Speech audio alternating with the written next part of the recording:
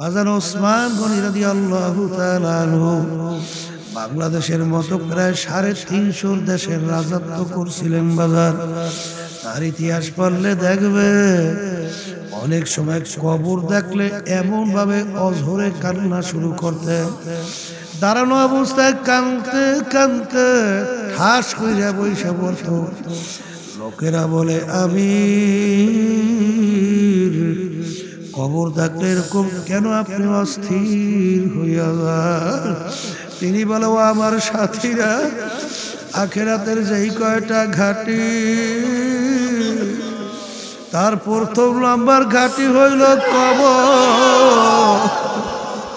আল্লাহ, এই কবরে যার সঙ্গে ভালো ব্যবহার হবে, সামনের ঘাটিতেও ভালো ব্যবহারের আশা করা যায়। এই জন্য আমি কবর দেখলে সহ্য করতে পারি না।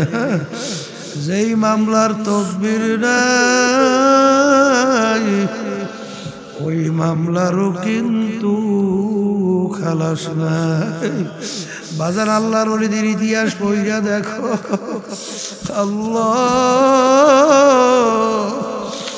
আল্লাহ আজান আমাদের আল্লাহু আকবার ইমামুল আযম আবু হানিফা রাহমাতুল্লাহ আলাইহি, তার ইতিহাস পড়লে দেখবে 40 বছর পর্যন্ত এশার ওজুরিয়া ফজরের নামাজ আদায় করছিল। বাজার দুনিয়ায় থাকা অবস্থায় 99 বারের মতো স্বপ্নে যোগে মাওলার সঙ্গে সাক্ষাৎ হয়েছিল। বাজান তিনি যখন একদিন তাহাজ্জুদের নামাজ পড়তেছে, যখন তার সামনে আয়াত শরীফ চলে আসলো, আমতাজুল ইয়াউমা আইয়ুহাল মুজরিমু, কিয়ামতের ময়দানে আমার মালিক যখন ঘোষণা করবে, ও নাফরমানের দলেরা, ও নেমো খারামের দলেরা, আরে তোরা আজকে আমার বান্দা বান্দীদের থেকে পৃথক হইয়া যা। ইমামুল আযম আবু হানিফা রাহমাতুল্লাহ আলাইহি, তার ভিতরে ভয় এসে গেল।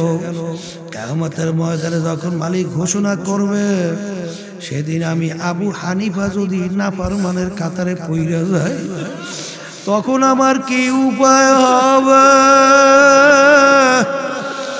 এই কথা বলে কোরআনুল কারীমের আয়াত তেলাওয়াত করে, আর শরীর থর থর থর থর করিয়া কাঁপতে আছে, আর বারবার বারবার ঘুরাই আয়াত শরীফ তেলাওয়াত করে। বাজান বলতে গেলে রাত্র চইলা গেল, রুকু সেজদা করার সুযোগ হয় না। যেই মামলার তদবির নাই, ওই মামলারও কিন্তু খালাস নাই। এই যে আমার বাজানদেরকে বলবো, পর্দালে মা বোনদেরকে বলবো, এ আল্লাহর বান্দারা, পর্দার আড়ালের মা বোনেরা, আমাদের এই তরিকার মুরব্বী রশিদ আহমদ গাঙ্গুই রহমাতুল্লাহ আলাইহি, যাকে কুতুবুল আলম বলা হইতো, বাজার ইতিহাস পড়লে দেখবে আল্লাহ কানতে কানতে বুড়া বয়সে অন্ধ হয়ে গেছিল।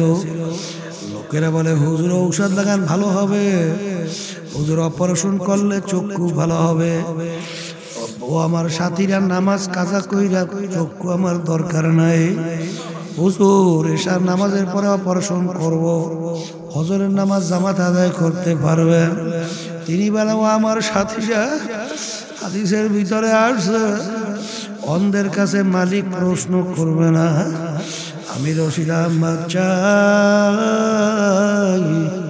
কিয়ামতের ময়দানে আমি অন্ধ অবস্থায় বলব, আমার মালিক যেন কোনো প্রশ্ন করতে না পারে। এ কবরের যাত্রীরা, যাদের জীবনটা কাটাইয়া দিল মাওলার রাস্তায়, তবু মন মানে না, কিভাবে অন্ধকার কবরে একলা থাকবে? আল্লাহ, যেই মামলার তদবির নাই, ওই মামলারও কিন্তু খালাস নাই। এ কবরের যাত্রীরা, আমার আব্বাজানের মুখে শুনছি, আমার দাদাজানের কথা বলছে, আমার দাদা রহমাতুল্লাহ আলাইহি বাজান যাদের জীবনটা মাওলার রাস্তায় কাটাইয়া দিল, বাজান ইন্তেকালের আগে আগে চৌকির উপরে বইয়া পাশে কবরস্থান তাকাইয়া তাকাইয়া পোলাপানের মাথা ওয়া করিয়া চিল্লাইয়া কান্দে, আর দুই চক্ষু দিয়া বাইয়া বাইয়া পানি পড়ে, আর করু সুরে মাওলার দিকে ফিরা মালিকের দরবারে ডাক দিয়া বলে, ওরে আমার মাওলার, তুমি যদি আমাকে মাপ নাই করো রে মালিক, ওই অন্ধকার কবরে আমি একা কেমনে থাকব রে। আরে বাতি নাই রে, সাথী নাই রে কবর, ও আল্লাহর বান্দারা, পর্দার আড়ালে মা বোনেরা, যেই কবর তোমার আমার জন্য অপেক্ষা করতেছে, ওই কবরে বাতি নাই, সাথী নাই, ওই কবরে বালিশ নাই, বিছানাও নাই, আর দুনিয়া মাজরাতুল আখিরাত, ওই কবরের সম্বল দুনিয়া থাকা অবস্থায় কামাই করা রওনা করা লাগবে।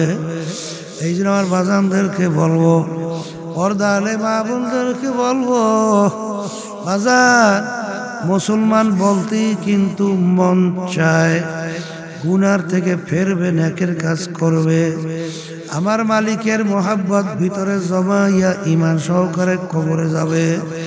শয়তান এবং নফস তোমার আমার পিছনে লাইগা তোমাকে আমাকে গুনার ভিতরে লিপ্ত করাবার জন্য চেষ্টা করে। এই শয়তান নফসের ধোঁকার থেকে বাঁচার জন্য আমার মাওলা তোমাকে আমাকে হুকুম করছেন, ওয়াকুনু মা'আস সাদিকিন, তোমরা সাদিকিন বান্দার সঙ্গী হইয়া যাও। বাজার সাদিকিন বান্দার সঙ্গী হইলে একবার আল্লাহর ফজল ও করমে দিন আর দিন তোমার দিল নাকে ঝোঁকবে, গুনার থেকে ফেরবে। বাজার আমার মালিকের হুকুম নবীর তরিকা অনুযায়ী চইলা আল্লাহর ফজল ও করমে ঈমান সহকারে কবরের আশা করা যায়। ওমর ফারুক রাদিয়াল্লাহু তাআলা নাম শুনছেন? অর্ধেক দুনিয়ার রাজা তো করছিল না, বাংলাদেশের মতো প্রায় 200 দেশের রাজা নাকি? একটা দুইটা না, জেরুজালেম রওনা করছেন আমির। কোথায় রওনা করছেন? আমির তো উটের পিঠে বসা, গোলাম উটের রশি টানছে। কিছুক্ষণ পরে আমিরুল মুমিনিন অর্ধেক দুনিয়ার রাজা ডাক দিয়ে বলতেছে, গোলাম তুমি এখন উটের পিঠে উঠবা, আমি উটের রশি টানবো। বোঝেন কিছু? এই আল্লাহর বান্দারা কিছু বোঝেন? হ্যাঁ, অর্ধেক দুনিয়ার রাজা আমিরুল মুমিনিন, তিনি এখন কি করে? উটের রশি টানে। সে চিন্তা করছে আমিও মানুষ, গোলাম যে রশি টানে সেও তো মানুষ। এর নাম হলো সাম্য, এর নাম হলো মানবিক মর্যাদা। কথা বাস্তবতা আছে না? নাই। গোলাম আশ্চর্য হয়ে গেছে, হুজুর বলেন কি? ও আমি থাকবো উটের পিঠে আর আপনি উটের রশি টানবেন? বলেন বলে আমি বলছি তাই মানা লাগবে, উটের পিঠে ওঠো, আমাকে রশি টানতে পালাক ক্রমে।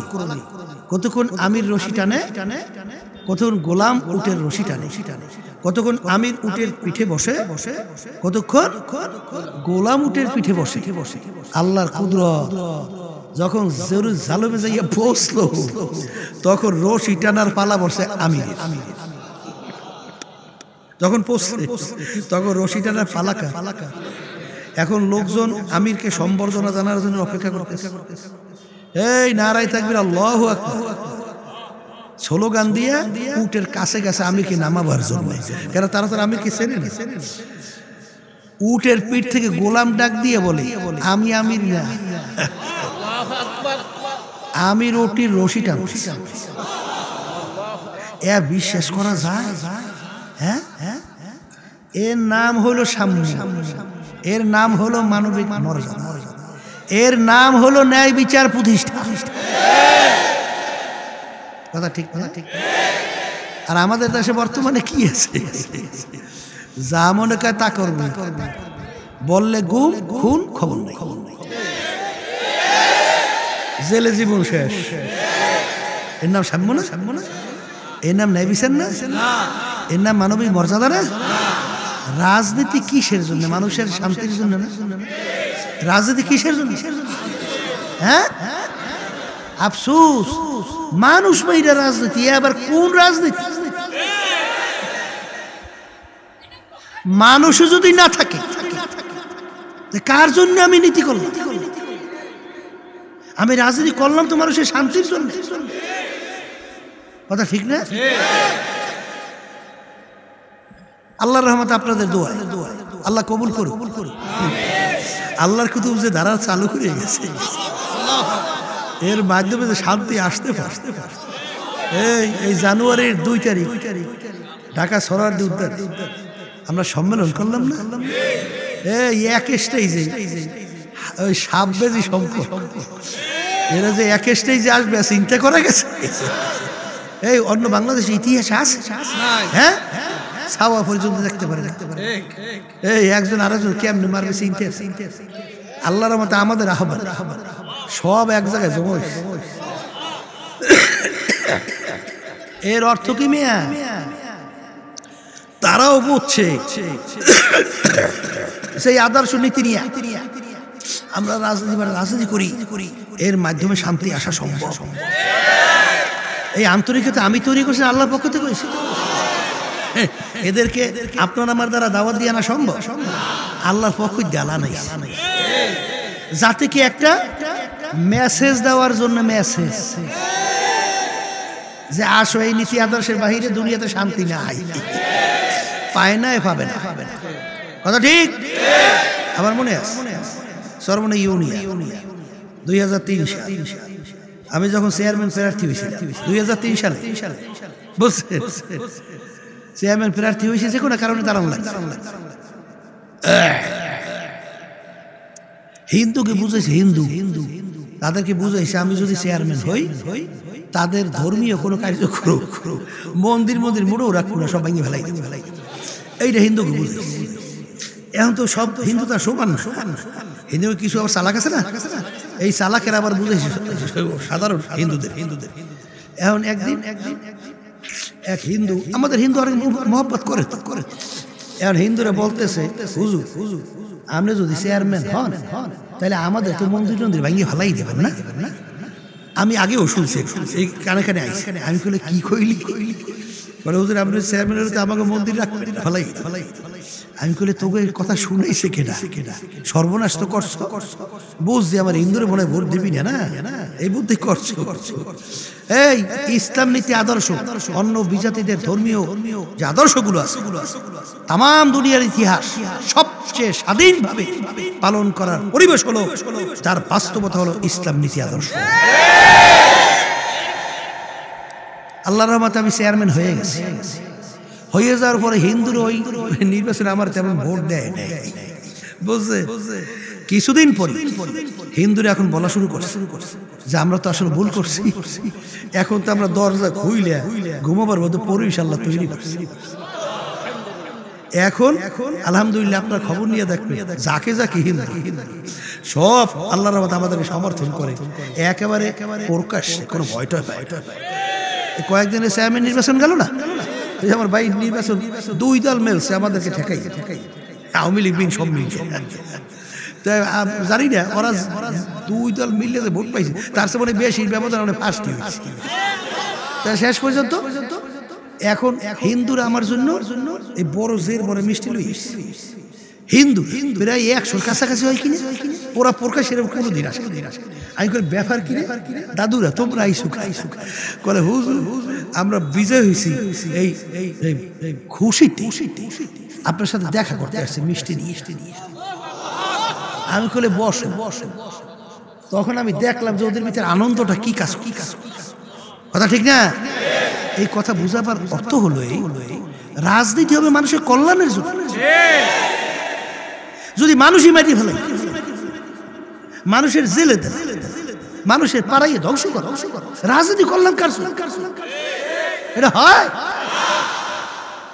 এই জন্য আমার বাজানদেরকে বলবো, পর্দা আলে মামুনদেরকে বলবো যে সাম্য এর নিশ্চিত গ্যারান্টি ইসলামী নীতি আদর্শের বাহিরে এ আল্লাহর বান্দারা আছে।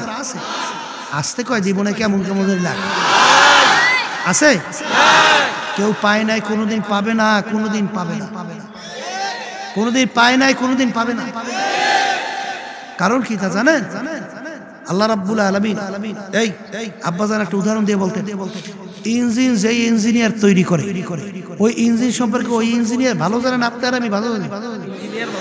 হ্যাঁ, তাহলে আপনার আমি চালাকি কইয়া ইঞ্জিনিয়ার এক পাইপে দিয়েছে তৈল আর এক পাইপে দিয়েছে মোবিল, আপনি উল্টাইয়া চালাকি কইয়া তৈলের ভাবে ঢুকাইছেন মোবিল আর মোবিলের পাইপে ঢুকাইছেন তৈল। ইঞ্জিন ভালো চলবে? হ্যাঁ, মানুষ বানাইছে কিনা? হ্যাঁ, মানুষ কোন নীতি আদর্শ মাইনা চললে দুনিয়াতে শান্তি পাবে, আখেরাতে মুক্তি পাবে, আল্লাহ ভালো জানেন, আপনার আমি ভালো জানি। হ্যাঁ, আর এখানে চালাকি কই না, এক শ্রেণী বর্তমানে ইঞ্জিনিয়ার উপরে ইঞ্জিনিয়ারিং করে, ঠিক কিনা?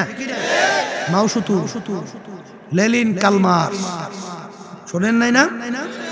এই লেনিন, কার্ল মার্কস, মাউসুতু এদের নিয়ম আদর্শ হলো কি কইছে? কেউ খাবে তো কেউ খাবে না, তা হবে না, তা হবে না, যেটা সমাজতন্ত্র বলা হয়। রাশিয়া সহ বিভিন্ন জায়গায় প্রতিষ্ঠিত। কিছুদিনের পরে লেনিনের মূর্তি বিরাট আকারে বানাইছে, ক্যারেন দিয়ে উঠেই সমুদ্রে নিয়ে ফেলাই। এই নীতি আদর্শে শান্তি আসতে পারে, কথা বুঝছেন? এরপরে দেখবেন বিভিন্ন কায়দায় কায়দায় কায়দায় কায়দায় যারা নাকি এই ইঞ্জিনিয়ারিং উপরে ইঞ্জিনিয়ারিং করছে, এইটা ফেল করছে, শান্তি আসে নাই, শেষ পর্যন্ত স্বীকার করছে। আমাদের পাশের রাষ্ট্র ভারত, নরেন্দ্র মোদী বর্তমান প্রধানমন্ত্রী না ভারতের, বলছিল শান্তির ব্যাপারে আলোচনা করতে যাইয়া, শান্তি যদি তোমরা চাও, আল্লাহ রাসূল সাল্লাল্লাহু আলাইহি ওয়াসাল্লামের নাম উল্লেখ করে বলছেন, তার নীতি আদর্শ যদি ফলো করতে পারো তাহলে দুনিয়াতে শান্তি পাবা।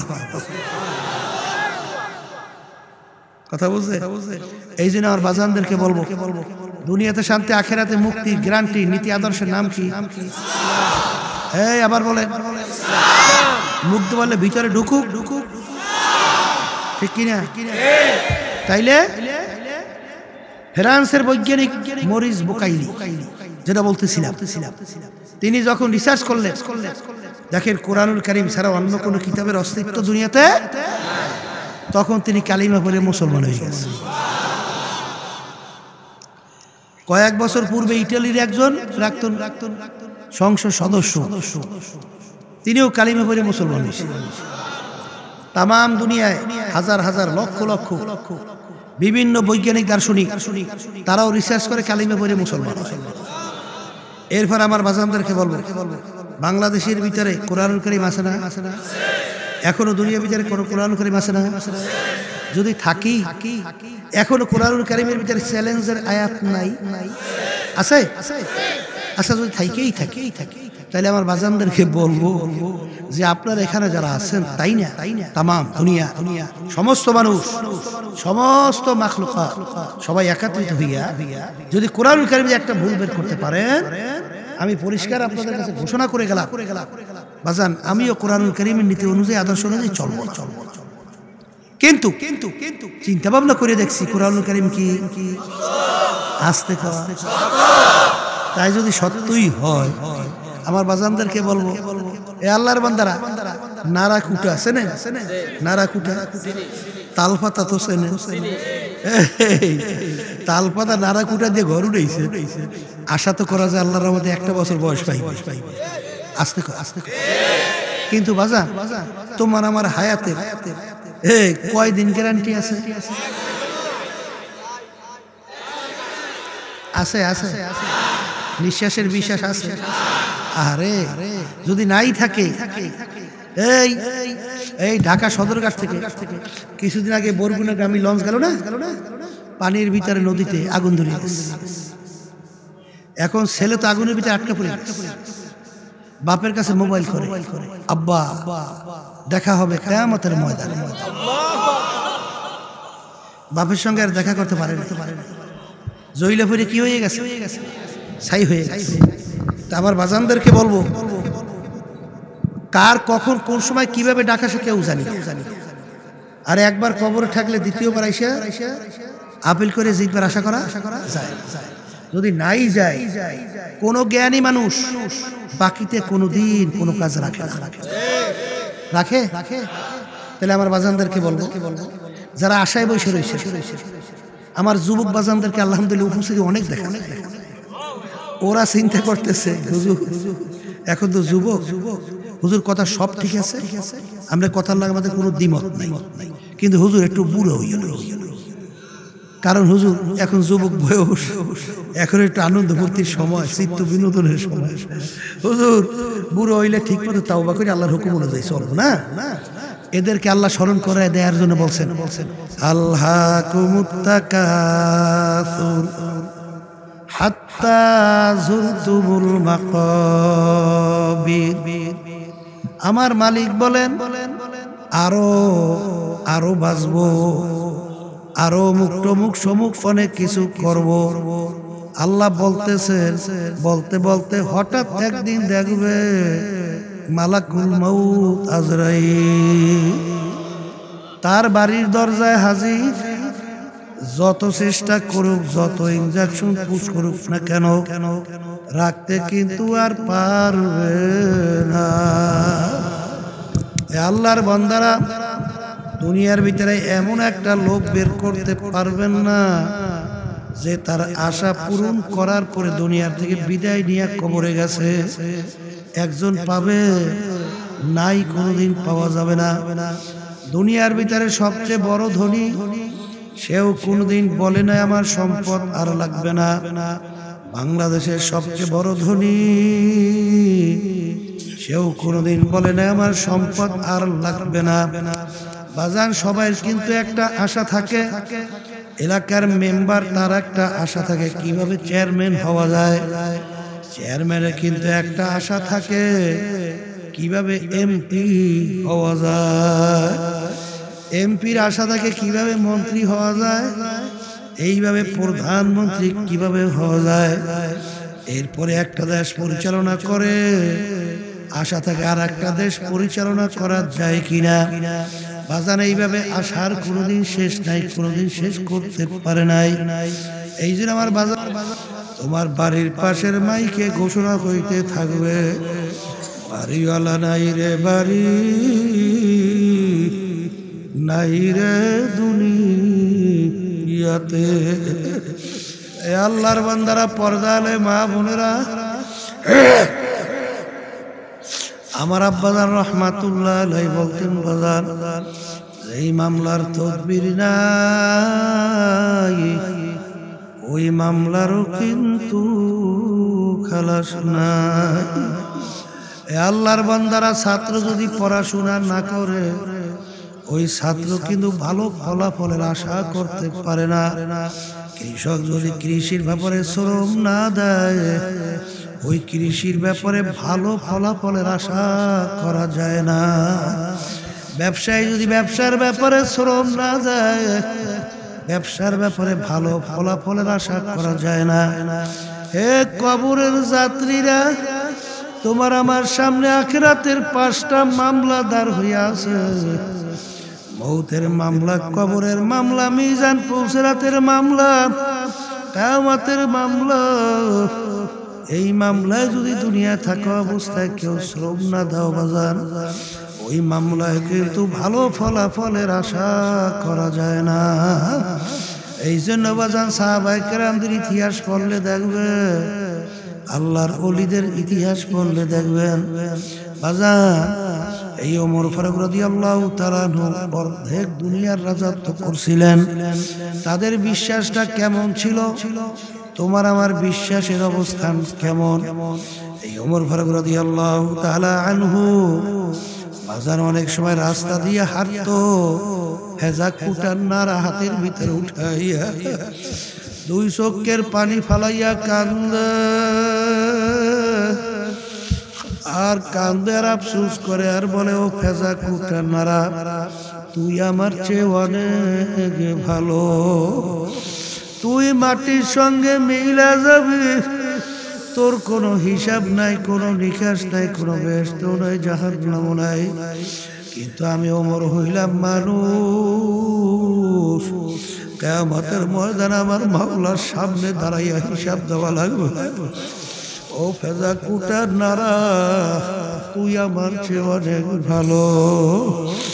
বাজার ইতিহাস পড়লে দেখবে ওমর ফারুক রাদিয়াল্লাহু তাআলা আনহু মাওলার ভয়, জাহান্নামের ভয়, কাঁদতে কাঁদতে গালের ভিতরে দুইটা কালো দাগ পড়ে গেছিল। লোকেরা বলে, আমি গালের কালো দাগ ভালো দেখা যায় না, ঔষধ দেখেন ভালো হবে। তিনি বলে, ও আমার সাথীরা, কিয়ামতের ময়দানে আমার মাওলা যখন জিজ্ঞাসা করবে, ওমর আমার কাছে কি আমল তুমি নিয়ে আসছো, বলবো মালিক কাঁদতে কাঁদতে গালের ভিতরে দাগ পরে নিয়ে আসছি। বাজান যেই মামলার তদবির নাই, তার খালাস নাই।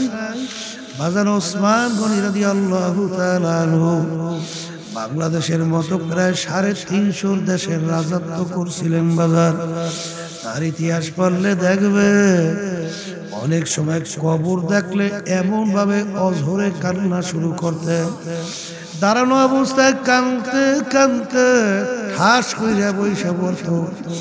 লোকেরা বলে, আমি কবর দেখলে এরকম কেন আপনি অস্থির হইয়া যান? তিনি বলে, ও আমার সাথীরা, আখিরাতের যেই কয়টা ঘাটি, তার প্রথম নাম্বার ঘাটি হইল কবর। আল্লাহ, এই কবরে যার সঙ্গে ভালো ব্যবহার হবে, সামনের ঘাটি তো ভালো ব্যবহারের আশা করা যায়। এই জন্য আমি কবর দেখলে সহ্য করতে পারি না। যেই মামলার তদবির নাই, ওই মামলারও কিন্তু খালাস নাই। বাজার আল্লাহর ওলিদের ইতিহাস পড়িয়া দেখো, আল্লাহ আল্লাহ। বাজান আমাদের আল্লাহু আকবার ইমামুল আযম আবু হানিফা রাহমাতুল্লাহ আলাইহি, যার ইতিহাস পড়লে দেখবে 40 বছর পর্যন্ত এশার ওজুরিয়া ফজরের নামাজ আদায় করছিল। বাজার দুনিয়ায় থাকা অবস্থায় 99 বারের মতো স্বপ্নে যোগে মাওলার সঙ্গে সাক্ষাৎ হয়েছিল। বাজান তিনি যখন একদিন তাহাজ্জুদের নামাজ পড়তেছে, যখন তার সামনে আয়াত শরীফ চলে আসলো, আমতাজুল ইয়াউমা আইয়ুহাল মুজরিমুন, কিয়ামতের ময়দানে আমার মালিক যখন ঘোষণা করবে, ও নাফরমানের দলেরা, ও নেমক হারামের দলেরা, আরে তোরা আজকে আমার বান্দা বান্দীদের থেকে পৃথক হইয়া যা। ইমামুল আযম আবু হানিফা রাহমাতুল্লাহ আলাইহি, তার ভিতরে ভয় এসে গেল। কিয়ামতের ময়দানে যখন মালিক ঘোষণা করবে, সেদিন আমি আবু হানিফা যদি নাফরমানের কাতারে পইড়া যাই, তখন আমার কি উপায় হবে? এই কথা বলে কোরআনুল কারীমের আয়াত তেলাওয়াত করে, আর শরীর থর থর থর থর করিয়া কাঁপতে আছে, আর বারবার বারবার ঘুরাই আয়াত শরীফ তেলাওয়াত করে। বাজান বলতে গেলে রাত্র চইলা গেল, রুকু সেজদা করার সুযোগ হয় না। যেই মামলার তদবির নাই, ওই মামলারও কিন্তু খালাস নাই।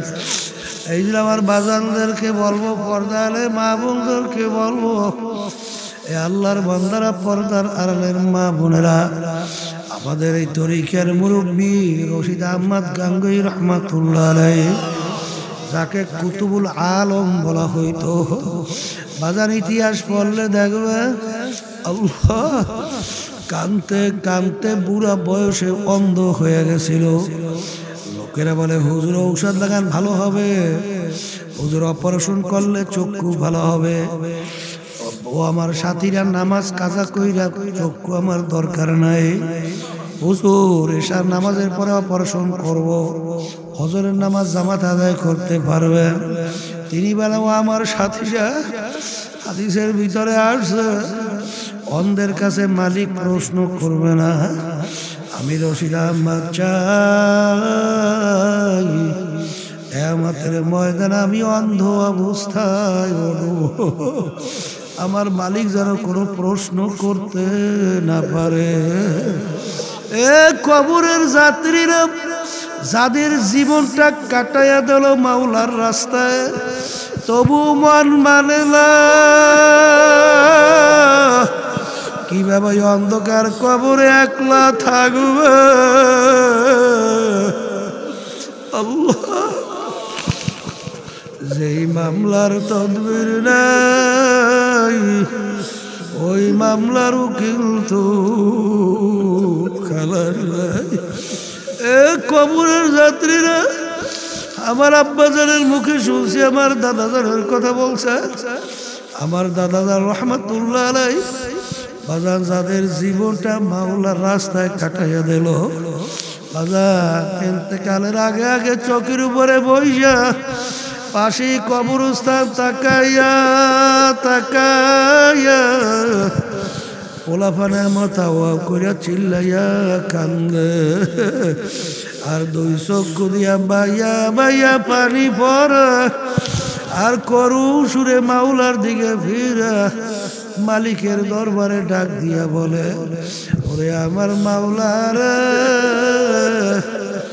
তুমি যদি আমাকে মাপ নাই করো রে মালিক, ওই অন্ধকার কবরে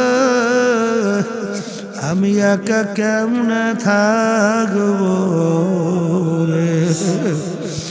আরে বাতি নাই রে, সাথী নাই রে কবর। ও আল্লাহর বান্দারা, পর্দার আড়ালে মা বোনেরা, যেই কবর তোমার আমার জন্য অপেক্ষা করতেছে, ওই কবরে বাতি নাই, সাথী নাই, ওই কবরে বালিশ নাই, বিছানাও নাই। আর দুনিয়া মাজরাতুল আখিরাত, ওই কবরের সম্বল দুনিয়া থাকা অবস্থায় কামাই করা রওনা করা লাগবে। এই জন্য আমার বাজানদেরকে বলবো, পর্দা আলে মা বোনদেরকে বলবো, বাজান মুসলমান বলতেই কিন্তু মন চায় গুনার থেকে ফেরবে, নেকের কাজ করবে, আমার মালিকের মোহাব্বত ভিতরে জমাইয়া ঈমান সহকারে কবরে যাবে। শয়তান এবং নফস তোমার আমার পিছনে লাইগা তোমাকে আমাকে গুনার ভিতরে লিপ্ত করাবার জন্য চেষ্টা করে। এই শয়তান নফসের ধোঁকার থেকে বাঁচার জন্য আমার মাওলা তোমাকে আমাকে হুকুম করছেন, ওয়াকুনু মা'আস সাদিকিন, তোমরা সাদিকিন বান্দার সঙ্গী হইয়া যাও। বাজার সাদিকিন বান্দার সঙ্গী হইলে দেখবার আল্লাহর ফজল করবে, দিন আর দিন তোমার দিল নাকে ঝোঁকবে, গুনার থেকে ফেরবে। বাজার আমার মালিকের হুকুম নবীর তরিকা অনুযায়ী চইলা আল্লাহর ফজল করবে, ঈমান সহকারে কবরের আশা করা যায়।